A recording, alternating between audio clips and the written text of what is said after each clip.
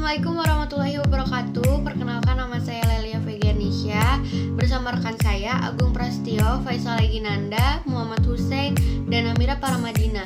Kami dari kelompok PLKH 3. Di sini saya akan mempresentasikan hasil rancangan produk yang akan didaftarkan SPP IRT-nya. Dalam presentasi kali ini ada beberapa hal atau poin-poin penting yang akan disampaikan.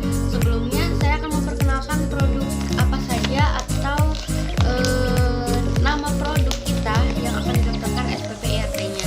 Di sini saya menyiapkan 3 produk yang sudah kami buat. Ini belum ada label atau belum didaftarkan. Kemudian hal utama yang akan saya bahas di sini adalah mengenai persyaratan produk yang akan didaftarkan. Yang pertama ada mengisi formulir pendaftaran. Ini adalah syarat utama yang harus kita siapkan. Dalam formulir pendaftaran ini di dalamnya ada hal-hal yang berhubungan dengan produk-produk kita atau data-data yang mengenai seorang atau yang memiliki produk tersebut gitu ya. Jadi pengusahanya. Dan di sini selain formulir juga kita harus menyertakan beberapa syarat atau data kita.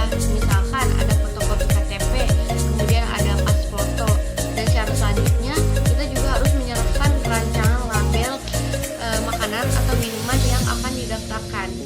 Seperti ini yang sudah saya siapkan, saya sudah memiliki beberapa label. Labelnya sama saja, tapi ini adalah label-label yang nantinya akan dipakai dalam produk ini. Tentunya pasti semuanya pernah melihat dalam produk makanan ada label seperti ini, atau yang biasanya ditempelkan di luar ataupun di dalam, itu pasti ada label seperti ini. Dalam label tersebut adanya logo dalam nama makanan atau produk yang sudah kita buat. Sehingga contoh di sini adalah labelnya keripik pedas jontor, sehingga itu membuat nama di dalam produk tersebut, sehingga nantinya itu juga akan ada nomor-nomor yang akan didaftarkan apa-apa saja. Kemudian ada stempel. Di sini stempel tersebut juga harus menyertakan ciri khas dari stempel perusahaannya itu, seperti itu. Jadi itu adalah contoh labelnya dan produknya. Kemudian ada syarat selanjutnya adalah kita juga harus menyertakan denah lokasi. Kenapa harus adanya denah lokasi? Karena nantinya akan ada pihak dari dinas kesehatan untuk memeriksa makanan atau dari BPOM-nya. Pasti itu ada kayak pemeriksaan lanjutan kan, apakah benar-benar ini tuh sudah benar lokasinya di situ dan benar-benar ada, seperti itu. Kemudian ada poin selanjutnya adalah mengikuti penyuluhan makanan. Kenapa? Karena kita sebagai pengusaha makanan atau minuman tersebut juga harus tahu standar-standar apa sajakah yang perlu kita siapkan sebagai pengusaha, apalagi itu makanan yang notabene adalah pokok utama untuk kebutuhan kita gitu kan. Jadi standarnya itu harus terpenuhi semua. Apakah makanan itu bisa dikatakan halal atau makanan itu bisa dikatakan sehat atau bagaimana dan lain sebagainya, seperti itu. Makanya kita juga harus terus memperhatikan kesehatan konsumen, seperti itu. Kemudian yang terakhir, jika semuanya sudah terpenuhi mulai dari data-data kita atau syarat-syarat yang memang diperlukan untuk pendaftaran SPP IRT-nya, maka dari pihak Dinkes dan yang lainnya itu akan melakukan survei lokasi. Seperti yang saya sudah sampaikan tadi, survei lokasi itu untuk bertujuan untuk memastikan apakah di lokasi tersebut benar adanya perusahaan yang berdiri makanan ini atau minuman ini, seperti itu. Jadi di survei tersebut bukan hanya melihat lokasinya, tapi akan adanya pemeriksaan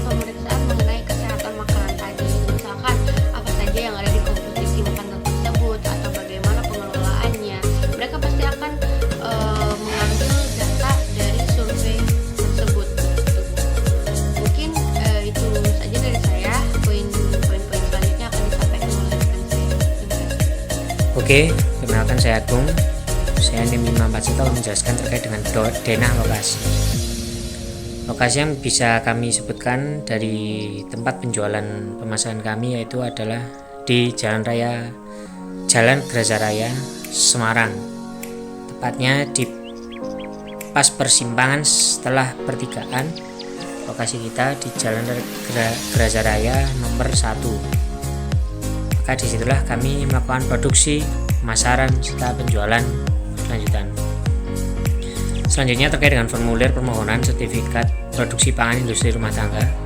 Saya menjelaskan yang pertama yaitu nama jenis pangan berupa keripik kering. Nama jenis dagangnya adalah keripik kaca. Dengan jenis kemasan plastik berat bersih sekitar 150 gram. Keripik kaca ini komposisinya yaitu tepung tapioka 250 gram, 15 sendok makan air bersih, 700 ml atau 3 gelas aqua, setengah sendok teh garam halus. Assalamualaikum warahmatullahi wabarakatuh. Saya Faisal Komanda. Saya di sini akan menunjukkan presentasi dari teman-teman saya. Di sini saya akan menjelaskan komposisi yaitu dari jenis pangan keripik kering dengan nama dagang keripik singkong, dengan jenis kemasan yaitu kemasan plastik berat bersih. Bersihnya adalah 150 gram, sekitar 150 gram. Dan komposisi yang pertama satu sendok makan kapur kiri, 250 ml air. Untuk ml air sendiri itu kondisional. Yang ketiga sendok makan garam halus, 1 sendok makan gula pasir. Yang selanjutnya adalah 8 butir dan 1 kg singkong yang masih segar. Selanjutnya ada bawang merah. Yang selanjutnya adalah ada 4 siung bawang putih. Selanjutnya minyak untuk menggoreng yaitu secukupnya. Dan selanjutnya jenis pangan yang akan dipasarkan oleh kami yaitu keripik yang dengan jenis pangan keripik kering, dan nama dagang dari jenis panganan ini jenis pangan ini yaitu bakso goreng atau basreng, dan jenis kemasannya itu kemasan plastik, dan berat bersihnya itu 150 gram, dan komposisinya ini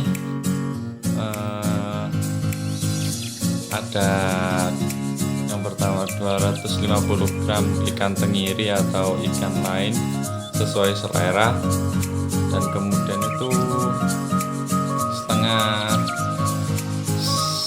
sendok makan garam kasar, dan selanjutnya 1 butir telur, kemudian 150 gram es serut, kemudian 1/4 sendok penyedap rasa, kemudian 3 siung bawang putih yang dihaluskan itu, dan selanjutnya 1/4 sendok merica bubuk, dan selanjutnya 1/4 sendok soda kue, kemudian 1 sendok makan bawang putih goreng, kemudian ada 1 sendok bawang merah goreng, dan yang terakhir itu ada 100 gram tepung sagu. Nah, itu